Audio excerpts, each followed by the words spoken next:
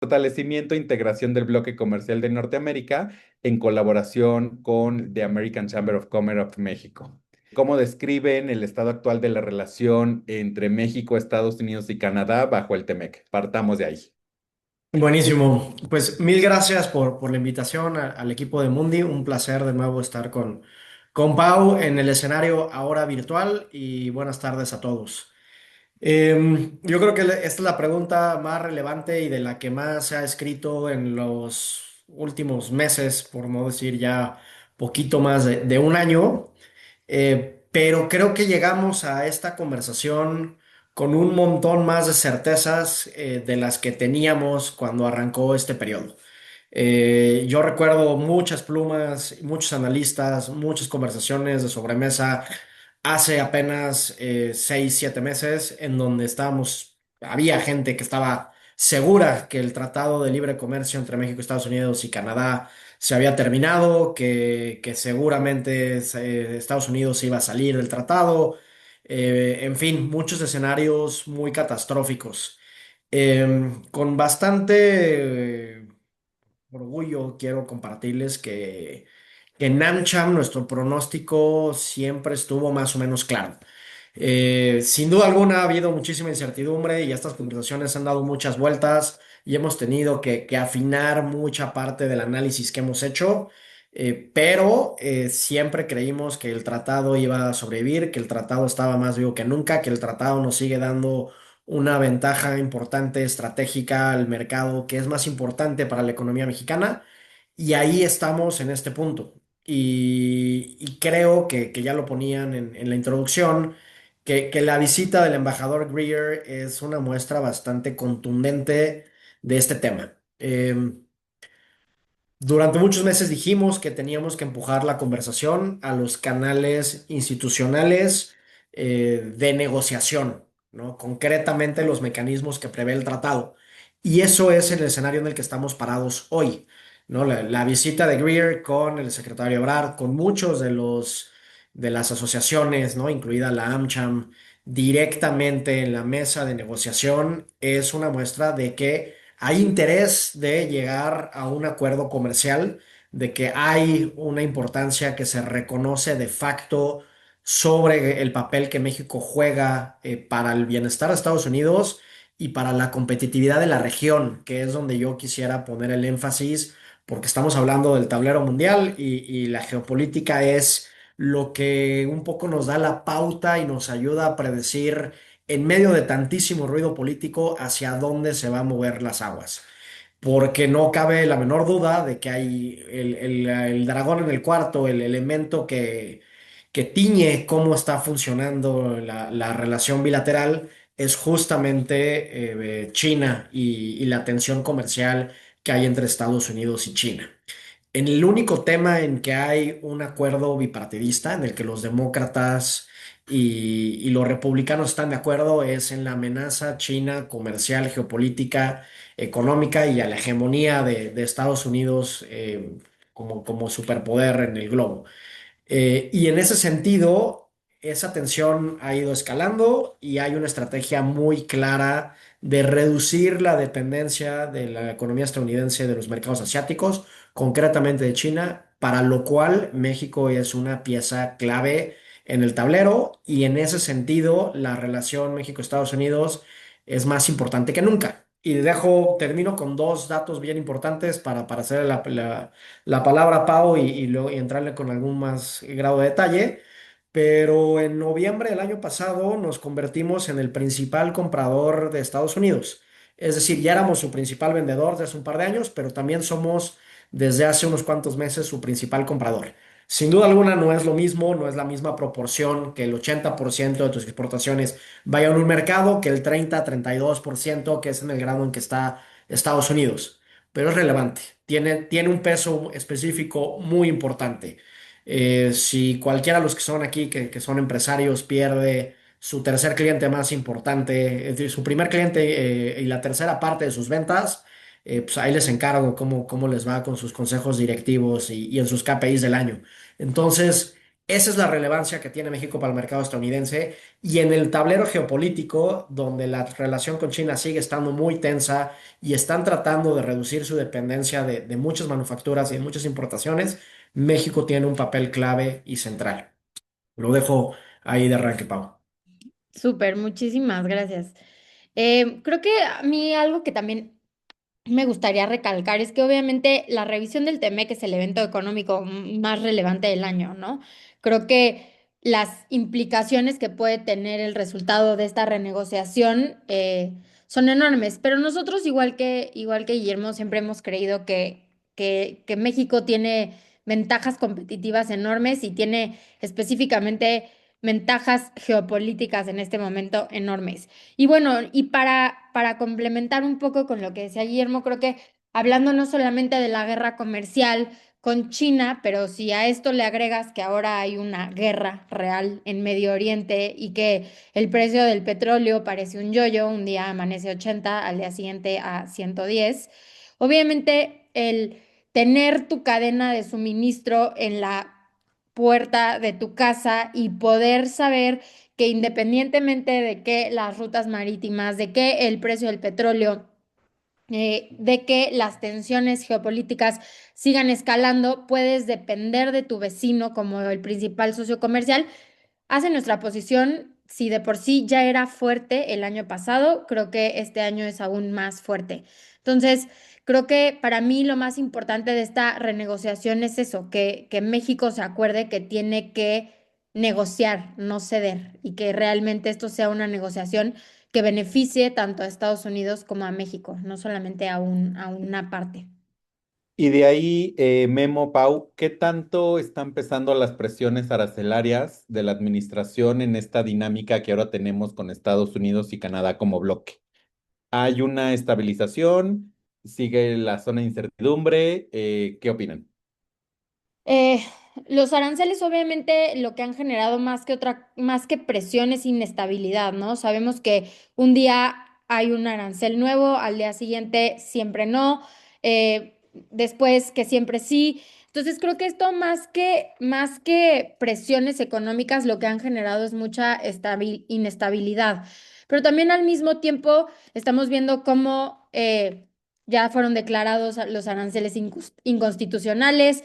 Se le acaba de ordenar que empiecen a regresar más de 166.000 billones en aranceles recaudados a las empresas y a los afectados por estos aranceles.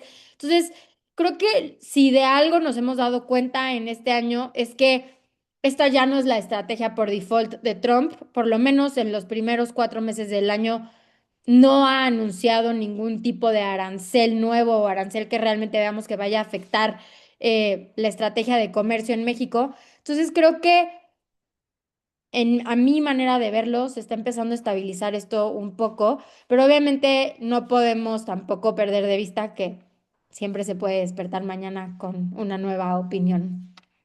Yo muy de acuerdo con Pau. Creo que estamos llegando hacia un punto de mejor estabilización, de un poquito más de predictibilidad, sin dejar de mencionar pues, este carácter fluctuante que tiene la administración trumpista, por decirlo menos, por ser muy generoso. Em, lo que sí es cierto, y también hay que ponerlo sobre la mesa, es que la conversación ha avanzado para resolver muchos de los temas que son importantes y prioritarios para el gobierno estadounidense. Y los más obvios son los temas de seguridad e inmigración, pero también había una lista de 54 barreras no arancelarias muy famosa, que nadie tiene el detalle concreto de cuáles son esas barreras más que los oficiales de gobierno, pero que en muchas de ellas sabemos que se ha habido avances y que son temas de los cuales las compañías de American Chamber habían estado quejándose y denunciando y poniendo sobre la mesa que están empezando a moverse en sentido positivo. Entonces, ahí la relación va un poquito mejor y creemos, derivado a la conversación que tuvimos el lunes directamente con el embajador Greer, que sí vamos a poder llegar a un escenario donde la presión arancelaria va a ser menor. Y digo menor porque también en el mundo de lo realista y todas las conversaciones apuntan en que el mundo libre de aranceles está probablemente terminado, ¿no? Oye, no vamos a regresar tampoco a este acuerdo de aranceles cero, que es el espíritu esencial del Tratado de Libre Comercio que se firmó originalmente, ¿no? Esta realidad ha cambiado porque hay unas prioridades muy distintas de la administración de Donald Trump en este momento, pero sí podemos aspirar, y en ese sentido tiene toda la razón Paulina, que no podemos perder la ambición y el foco hacia dónde tenemos que negociar, en que México tenga la tarifa preferencial más importante del mundo para que eso nos vuelva competitivos como bloque. Eh, y en ese mismo sentido hicimos una serie de propuestas como AmCham en esa conversación que fueron bastante bien recibidas por la autoridad por el Trade Representative en la reunión del lunes. Déjame ponerles nada más un par de ejemplos que tienen que ver de nuevo con este barniz geopolítico que yo ya adelantaba en mi respuesta, en mi primera respuesta. El primer lugar es un mecanismo de screening, de identificación de dónde está proveniendo la inversión, del origen del capital y en qué industrias está llegando, ¿no? Algo muy similar a lo que tiene Estados Unidos y que creemos que le podría dar muchísima más certidumbre a la relación comercial si tenemos bien mapeado en dónde están invirtiendo nuestros socios comerciales y en dónde está invirtiendo especialmente los mercados asiáticos y muy concretamente China. Y otra propuesta también que es interesante es la implementación de un comité trilateral en donde vigilemos que los temas de barreras no arancelarias y el compliance del TEMEC vaya mejorando gradualmente. ¿Y por qué ponemos esta propuesta y por qué me parece tan importante? Porque es cierto también y hay que entender con quién estamos negociando que una de las prioridades del gobierno estadounidense y concretamente del presidente Donald Trump es tener muchísimo leverage, ¿no? Muchísimas palancas que accionar para poder resolver los temas que son prioritarios para la economía estadounidense, ¿no? Ya hablé de los temas de seguridad brevemente, pero concretamente los temas de barreras arancelarias, los temas de respeto y trato no preferencial a todos los inversores, independientemente de si son estatales o no. Estoy hablando con esto de los temas de energía. En fin, una serie de temas que son importantes también para la autoridad norteamericana.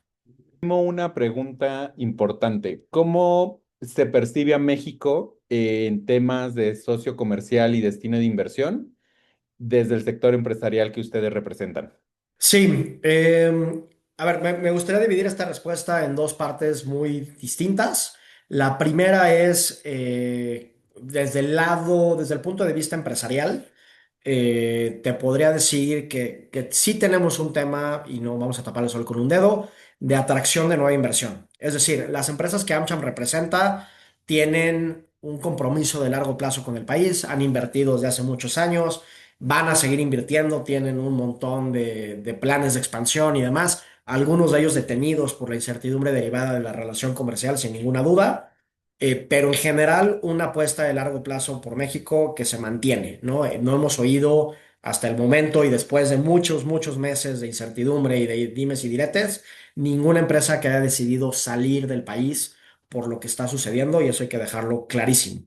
Donde estamos teniendo un golpe importante y hay que acusar también de recibido y mejorarlo lo más pronto posible, es en la atracción de nueva inversión.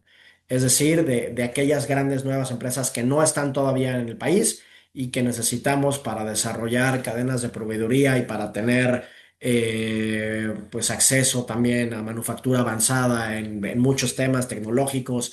En fin, es ahí donde la incertidumbre sí nos ha pegado fuerte y cuando vemos los flujos de inversión, pues podemos dividir muy claramente entre los que ya están en México y siguen creyendo en México y los que de plano no van a venir, al menos en el corto plazo, y eso es algo que tenemos que resolver. Memo, La pero otra, que esa inversión nada más no está llegando a México porque se está yendo a otro lado o esta situación de inestabilidad global está haciendo que más bien las empresas frenen su inversión en general. yo creo que hay de las dos, Pau, pero es más de la segunda. O sea, sí tenemos un largo periodo de wait and see de qué va a pasar. Y creo que conforme las pláticas sigan ocurriendo y vayamos progresando, esta lista va a esta dinámica va a empezar a moverse. Empezamos a ver algunas señales de que se están moviendo por ahí algunos proyectitos, sobre todo, por ejemplo, en temas de energía. Entonces, Sí, ahí vamos. que estoy totalmente de acuerdo, o sea, creo que definitivamente tenemos que hacer algo para poder atraer más inversión a México, pero como que también platicando con personas de otros países, empresarios que están y que tienen empresas, clientes de Mundi que tienen filiales en otros países, nos comentan que no es una situación nada más de México, que en general la inversión está bastante parada. Sí, de acuerdo. ¿Cuáles sectores ven con mayor tracción para el nearshoring en México en hoy y en un futuro cercano? Me regreso rapidísimo al documento porque algo que hicimos argumentativamente en ese documento era mostrar cómo este tema arancelario está afectando directamente a Estados Unidos, ¿no? Quisimos cambiar un poco la narrativa y el foco de dónde poníamos el énfasis y no decir que está afectando la inversión y al empleo mexicano, sino cómo está afectando a las empresas americanas que operan en Estados Unidos. Y con eso respondo la primera pregunta que la industria automotriz sigue siendo la joya de la corona.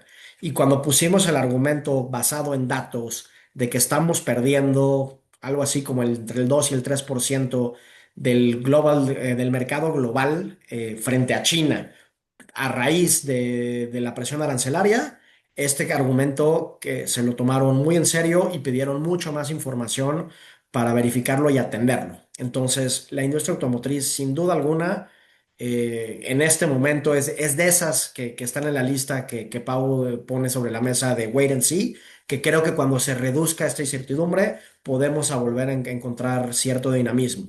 Y pasa lo mismo, por ejemplo, con los vehículos pesados, ¿no? Los camiones y los tractocamiones. Además de eso, hay una oportunidad sumamente importante en la industria de semiconductores, sobre todo en algunas plazas del país, en Jalisco, en algunas regiones del norte, dispositivos médicos y en general hacia donde tenemos que atender es hacia la manufactura avanzada.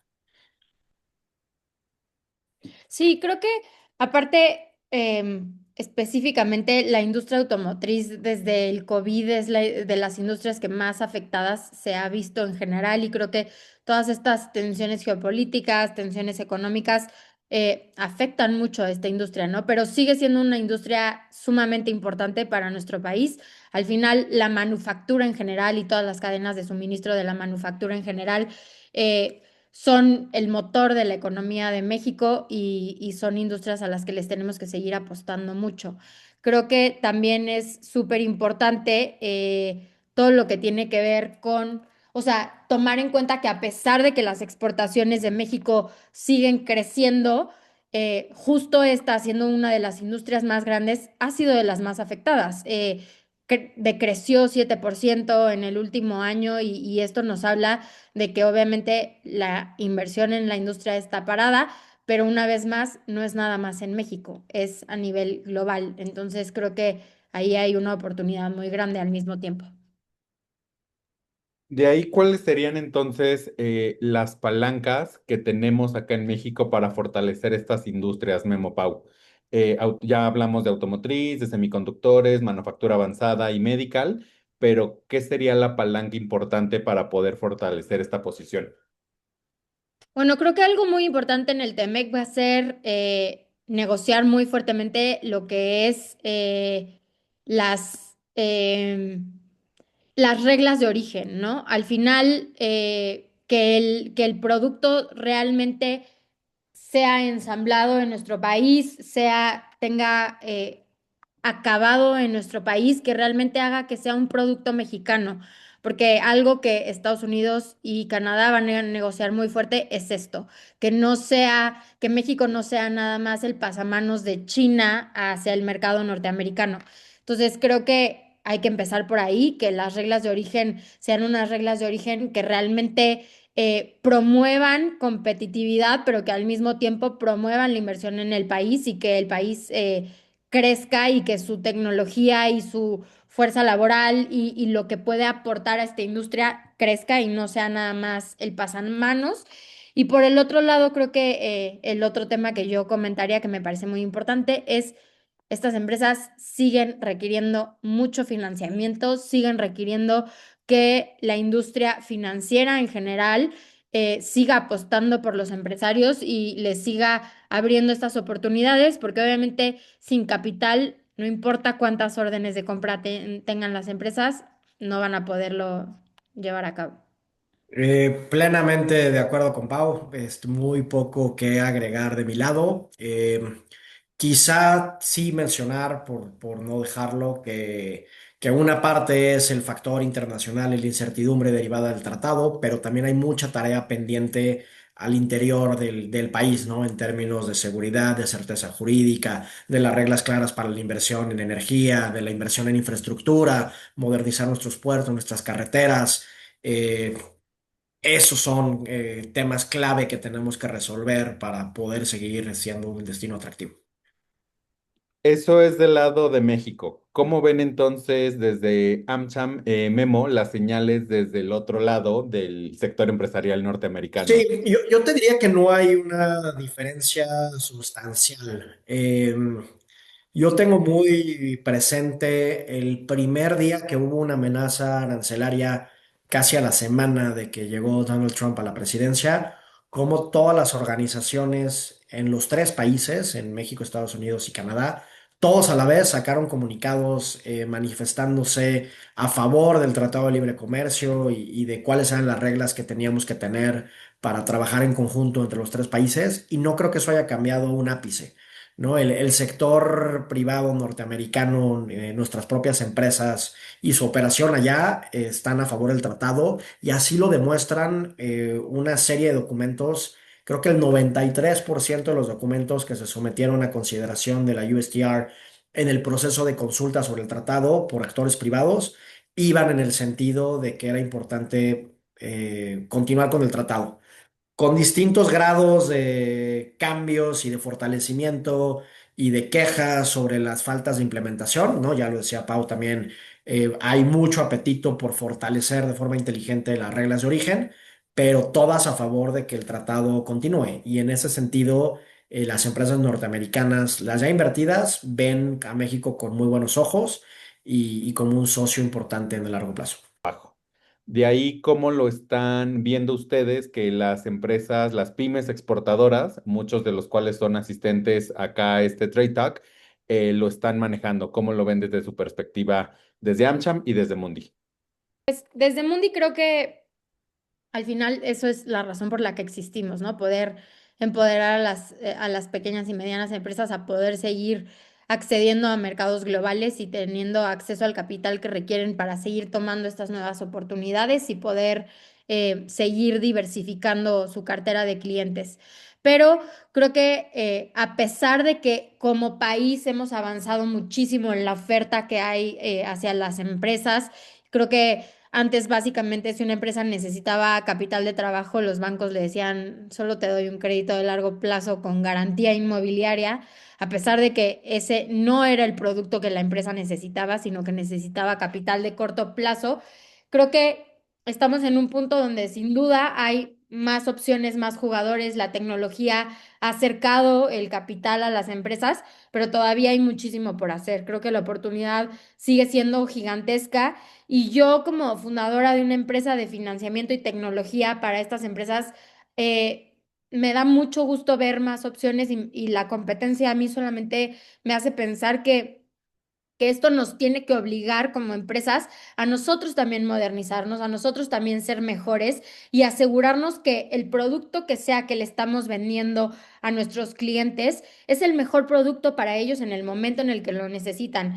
Creo que en México tradicionalmente le tenemos miedo al crédito y hay una razón muy clara por la cual le tenemos miedo al crédito, porque tradicionalmente hemos tenido mal crédito. Es decir, un crédito mal calificado donde nos dieron una línea o demasiado grande o demasiado cara o una línea que nos salvaba en el momento, pero que no potenciaba nuestro crecimiento a largo plazo. Y creo que eso ha hecho que los empresarios sean reticentes al crédito, pero creo que el crédito bien utilizado, los productos financieros bien utilizados son el catalizador y son el potencializador que estas empresas necesitan para realmente seguir creciendo y también para navegar la incertidumbre. Al final, no hay dinero más caro que el que no tienes y una empresa sin dinero es una empresa condenada a desaparecer. Entonces creo que también hay que ser muy conscientes de eso y asegurarnos que estamos evaluando todas las opciones. De nuevo, aquí la experta es Pau, de mi lado muy poquito que agregar, salvo sí reconocer que Mundi está haciendo un gran trabajo en este sentido y me encanta ver empresas como Mundi atendiendo esta brecha que claramente pues era muy importante atender por el beneficio pues de las cadenas de suministro, de las grandes empresas que representa AmCham, pero del país en general. Quizá yo nada más mencionaría un cambio importante que veo que me gusta mucho es lo que está pasando con la banca de desarrollo, ¿no? Nacional Financiera, Bancomext están empezando a adquirir un rol más activo y me encantaría también tener ahí la perspectiva de Pau, ¿no? Si está viendo las mismas señales que yo, de que pues, están empezando a ver algunos proyectos interesantes de cofinanciamiento y algunas opciones que pueden ser también interesantes para la pequeña y la mediana empresa en sus planes de crecimiento. Sí, creo que sin duda, históricamente, tanto Nacional Financiera como Bancomext eran un músculo muy importante de la banca de desarrollo en México y tradicionalmente han sido de los principales promotores del desarrollo económico de las pequeñas y medianas empresas.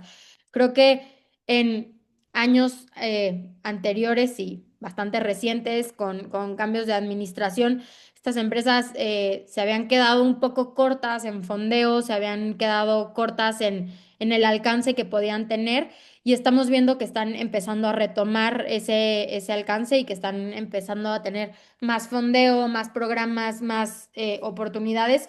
Y como decía, para nosotros eso es súper positivo porque obviamente mientras más opciones haya es mejor para nuestros clientes y también es mejor para nosotros. Y creo que lo otro que mencionaría es también, em, hablando de cadenas de suministro, creo que históricamente productos como un factoraje a proveedores han sido productos muy poco atendidos o muy poco promovidos en general, eh, porque una vez volviendo a lo mismo, siempre hay productos financieros más fáciles de vender, pero creo que sí, las grandes empresas se van a seguir financiando de sus proveedores. Ellos tienen que ser los principales promotores de que sus proveedores tengan acceso a financiamiento y tengan este tipo de productos como factoraje a proveedores, en los cuales les garanticen que, ok, me voy a seguir financiando de ti, te voy a seguir pagando a 90, 120 días, pero también me voy a asegurar de que tengas el capital que necesitas y de que no te voy a matar en el proceso. ¿Cuál creen que sea la diferencia o diferencias que hace para una empresa exportadora el tener acceso a un financiamiento? A ver, el financiamiento es absolutamente clave y es algo que de lo que hemos adolecido pues durante muchísimos años y que apenas veo que estamos empezando a resolver de forma integral e inteligente, ¿no? Y estas soluciones tecnológicas realmente están cambiando un poco la perspectiva. Donde lo vemos más concretamente es en la propia membresía de AmCham, ¿no? Tenemos un segmento creciente de pequeñas y medianas empresas metidas en las ganas de ser parte de una cadena de suministro de una empresa global o directamente exportar, importar de Estados Unidos. Y es el paso natural en la escala de cualquier negocio, ¿no? Una vez que ya están consolidadas en su mercado, pues voltear a ver al mercado más importante del mundo, ¿no? Y el más importante para México.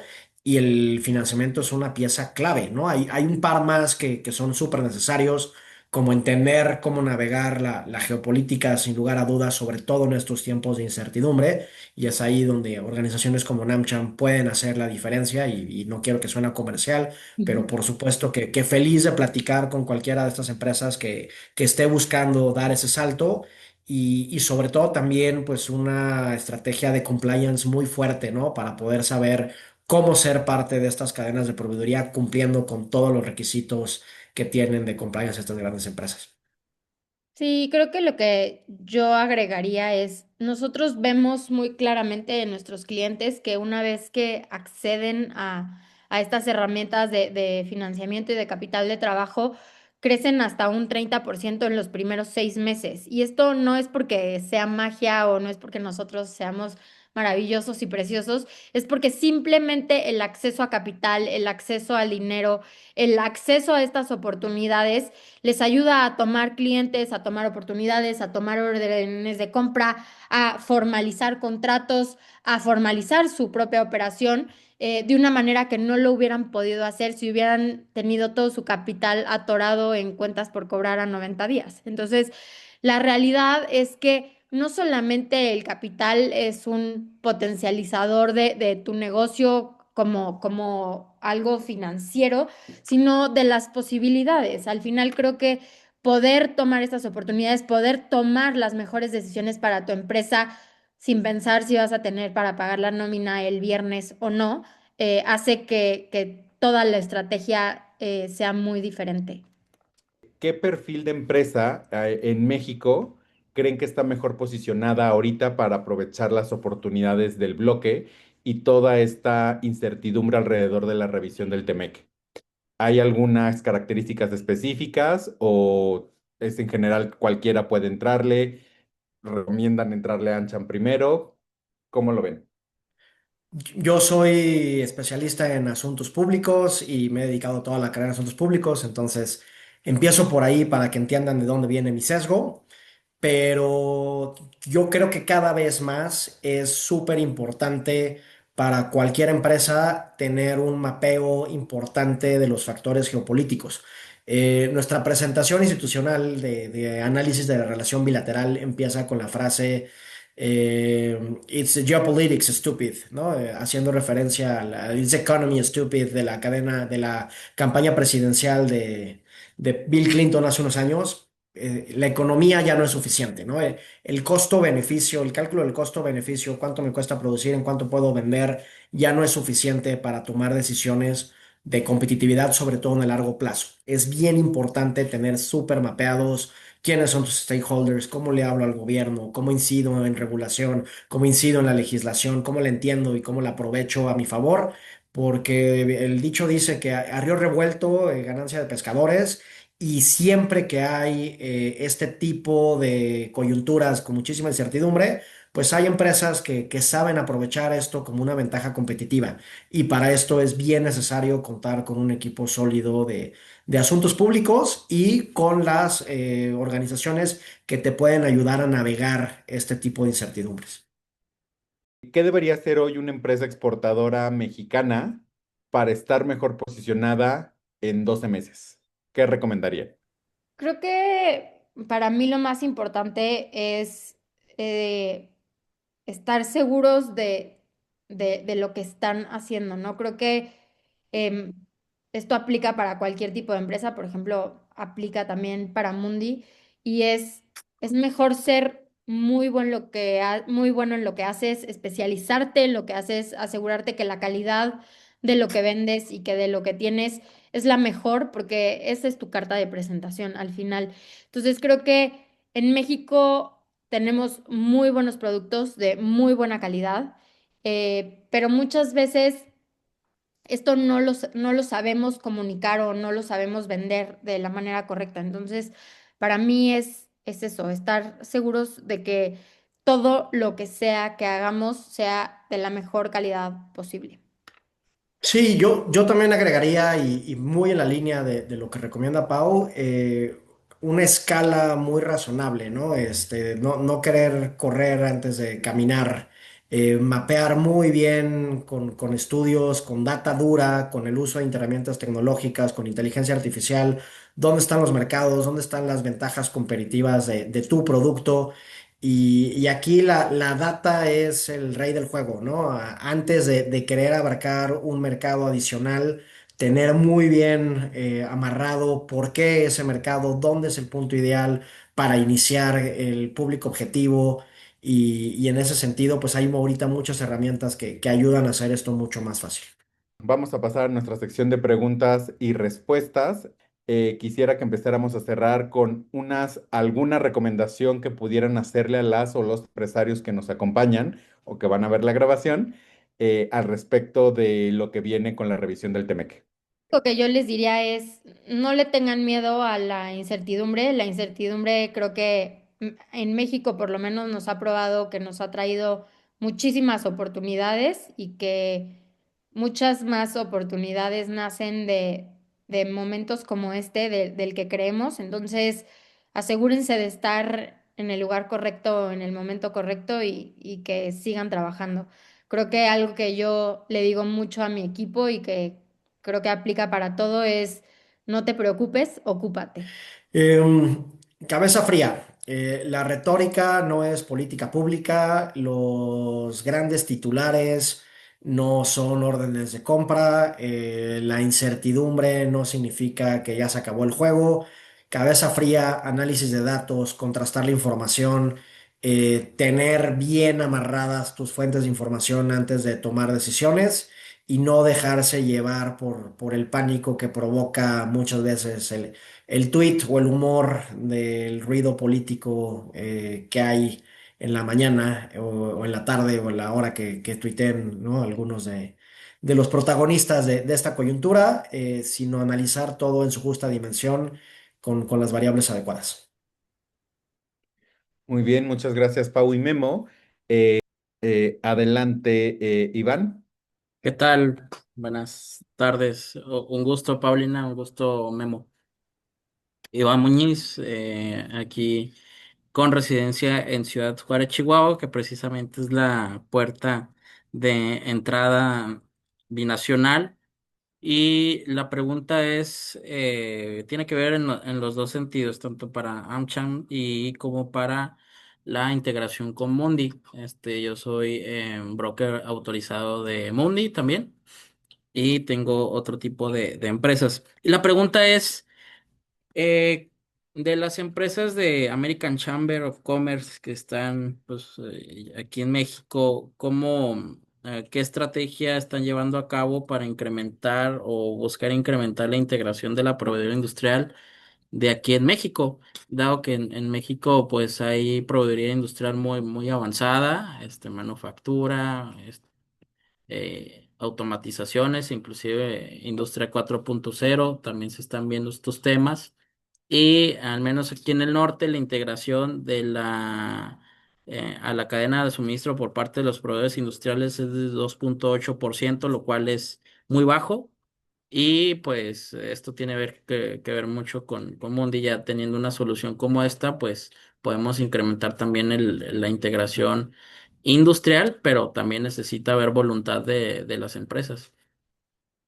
Pues mira, aquí sí voy a permitirme hacer un comercial porque eso es uno de los objetivos que tiene AmCham como organización. No te puedo responder cuál es la estrategia de las empresas de AmCham porque representando 1.300 empresas hay distintos tipos de estrategia, pero sí te puedo decir lo que estamos tratando de hacer nosotros.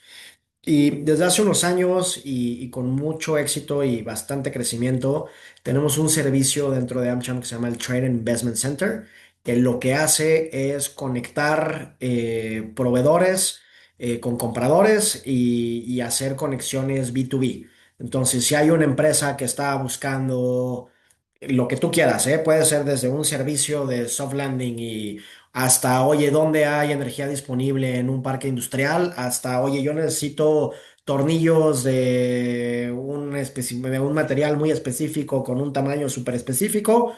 El Trade Investment lo que hace es filtrar primero entre las empresas de AmCham para ayudar a hacer esa conexión comercial y después con algunas otras herramientas y bases de datos que tenemos de proveedores, compradores y demás para tratar de lograr que nuestras empresas tengan pues, cadena de proveeduría local, ¿no? Y de empresas que estamos representando nosotros.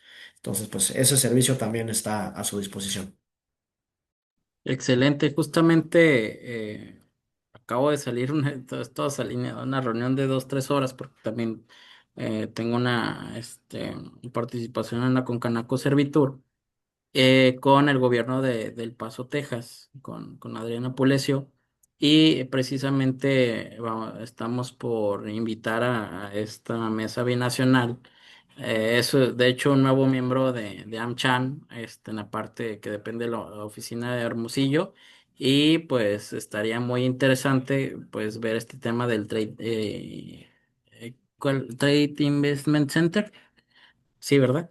Sí, entonces pues pongo a las órdenes, Guillermo, pues, para seguir trabajando e incrementar la introducción o el porcentaje de participación de las empresas locales en la proveeduría. Cuenta con ello. Vale. Te buscamos con un contacto directo. Gracias, Iván, por la pregunta. Tenemos otra de la audiencia acá en el chat. Ricardo Alberto García pregunta, en materia energética y específicamente en la generación de energías limpias, ¿consideran ustedes que habrá cambios sustanciales positivos que beneficien la reducción de costos eléctricos? Gran pregunta. Sí. La respuesta es todavía no sabemos exactamente cómo se va a ver. Pero sí, las empresas de generación red de renovables que representamos están ahorita con el análisis de los reglamentos derivados de las últimas reformas en materia energética y hay motivos para estar positivos. Falta mucho por hacer, ¿no? Tampoco estamos para tirar cohetes, sobre todo porque perdimos, y ahí sí con todas sus letras, 6 años de la transición energética del último sexenio, pero hay motivos para ver que ya hay algunos incentivos para asociaciones público-privadas y cierta flexibilidad para los procesos de autoabasto, ya ampliaron el límite para los temas de autogeneración y en eso en general creo que vamos a ver un avance paulatino, pero importante. Muchas gracias, Memo. Ricardo, Jesús Ricardo, adelante, puedes hacer tu pregunta. ¿Qué tal? Muy buenas tardes aquí en la audiencia. Bueno, mi pregunta va basada principalmente en las ventas a exportación en los últimos 2 años. No sé cómo han visto en análisis ustedes acerca de la recesión eh, que está teniendo Estados Unidos y Canadá. Yo lo veo en cuestión de las ventas. Yo estoy diversificado. eh, Me dedico a exportar limón persa, jalapeño, serrano, entre otros productos de ahí del produce. Y he visto algo muy significativo, clientes que me compraban por tráiler, ahora me compran, mándame 5 tarimas, mándame 6 tarimas, clientes que a lo mejor eran de 3, 4 tráileres mensuales o inclusive más, a reducir sus compras a porcentajes menores. Esa era la primera. Y la segunda ahorita que en relación a lo que están relacionando con la parte energética. Por otra parte, yo aquí en México tengo una empresa de soluciones fotovoltaicas, me dedico a lo que son los paneles solares. Y pues vemos algo muy complicado. Bueno, una gran ventaja es que pues está la CFE muy reducida en capacidad de poder brindar suficiente energía a las nuevas empresas en inshoring. Me ha tocado ver empresas de que han estado 3, 4 años parados porque pues, no les dan, pero también nos han topado con la nueva reforma energética después de la de Peña Nieto, que vino y la cambió Andrés Manuel López Obrador, que te reduce, por ejemplo, es solamente yo te puedo brindar 500 kilowatts. O sea, me redujeron una empresa, vamos a poner que tiene un consumo de 2 millones de pesos de CFE mensual, que requiere 1,500 o 1,600 paneles, solamente le puedo poner 800. ¿Por qué? Por la nueva, o sea, han estado limitando. Entonces, son dos preguntas. La segunda se varió ahorita con la que acaban de hacer, pero la que me interesa mucho es cómo ven el tema, ¿verdad? Porque sí he visto que se ha estado reduciendo mucho en cuestión de la compra, o sea, por parte de la exportación. No lo veo solamente en el sector de alimenticio, también lo veo, tengo otra empresa, me dedico a exportar todo lo que son floreros, jarrones, una empresa de vidrio, de soplado.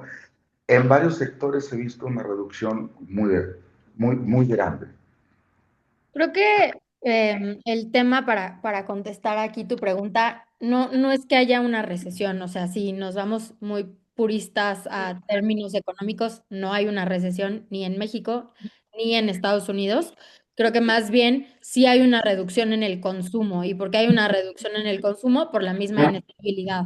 Creo que tanto los americanos como los mexicanos están viendo qué decisiones toma su gobierno en cuanto a muchos temas, no nada más en cuanto al Tratado de Libre Comercio, sino en cuanto a la guerra, en cuanto al precio del petróleo, en cuanto a